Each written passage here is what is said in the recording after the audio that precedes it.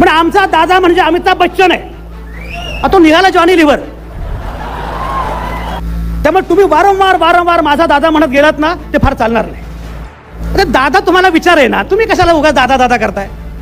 आणि सर्वसामान्य माणूस महत्वाचा असेल तर मी मगाशी म्हटल्याप्रमाणे तुम्हाला या लढ्यामध्ये आणि लढाईमध्ये तुम्हाला थेटपणे भूमिका घ्यावी लागेल. सुप्रिया सुळे कुठे आहेत? माझं हे मुद्दाम आवाहन आहे की आता या सगळ्या वरिष्ठ नेत्यांनी, सुप्रिया सुळे वगैरे सगळ्या वरिष्ठ नेत्यांनी आता जाहीरपणे आक्रमक भूमिका घेत तुम्हाला काय करायचंय हे सांगावं लागेल. याचं कारण एक लक्षात घ्या, मी लोकांमध्ये फिरतो, संपादक आहे, पत्रकार आहे, मला लोक काय चर्चा करतात हे पण माहिती आहे. त्यामुळे तुम्ही वारंवार वारंवार माझा दादा म्हणत गेलात ना, ते फार चालणार नाही.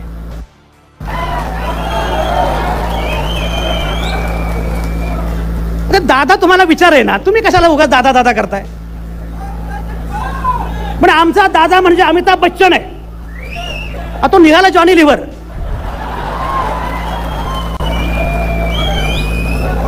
तुम्हाला बोलावं लागेल ना, म्हणजे ही भूमिका आम्ही कारण नसताना घेतोय, तुम्ही घेतली पाहिजे ना. ही घेतली पाहिजे की नाही ही भूमिका तुम्ही?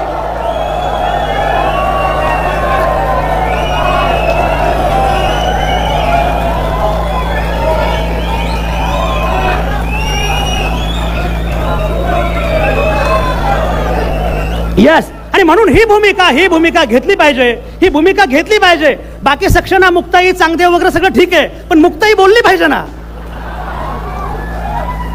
मुक्ताईने बोलणं फार आवश्यक आहे. आणि एक लक्षात घ्या, ही भूमिका घेतल्याशिवाय, ही भूमिका मांडल्याशिवाय मला असं वाटतं की आता तुम्हाला एक लक्षात घ्या, एक लढाईची वेळ आलेली असते. तुम्ही वारंवार माझा दादा म्हणत गेला तर फार चालणार नाही. अरे दादा तुम्हाला विचारत नाही, मग तुम्ही कशाला उगाच दादा करताय? आमचा दादा म्हणजे अमिताभ बच्चन आहे असं आपण म्हणतो, पण तो तर जॉनी लिव्हर निघाला. अशा प्रकारचं वक्तव्य राष्ट्रवादीचं जे 2 दिवसीय शिबिर पार पडलं, त्या शिबिरामध्ये दुसऱ्या दिवशी अनेक संपादक आणि पत्रकारांनी भाषण केलं. पण या शिबिरात भाषण गाजवलं ते ज्येष्ठ संपादक आणि पत्रकार संजय आवटे यांनी. संजय आवटे यांनी सुप्रिया सुळे आणि अजित पवार यांच्या नात्यावर भाष्य केलं. आवटे असं म्हणाले की सुप्रियाताई, तुम्ही किती दिवस माझा दादा असं करत बसणार आहात? तुमचा दादा तुम्हाला ताई मानतो का? तुमचा दादा हा अमिताभ बच्चन नसून राजकारणातला जॉनी लिव्हर निघाला आहे. संजय आवटे असं म्हणतात, त्याच उपस्थितांनी जोरदार हशा पिकला. पुढे आवटे असं म्हणाले की सुप्रियाताई, आता बस झालं, आता मवाळ भूमिका घेणं बंद करा, आता आपल्याला कणखर भूमिका घेतली पाहिजे. भूमिका घ्या आणि त्यांना त्यांची लायकी दाखवा असं म्हणत संजय आवटे यांनी अप्रत्यक्षपणे अजित पवार यांच्यावर टीका केली. या देशामध्ये सर्वसामान्य माणूस महत्त्वाचा आहे हे तुम्हाला वारंवार सांगावं लागेल.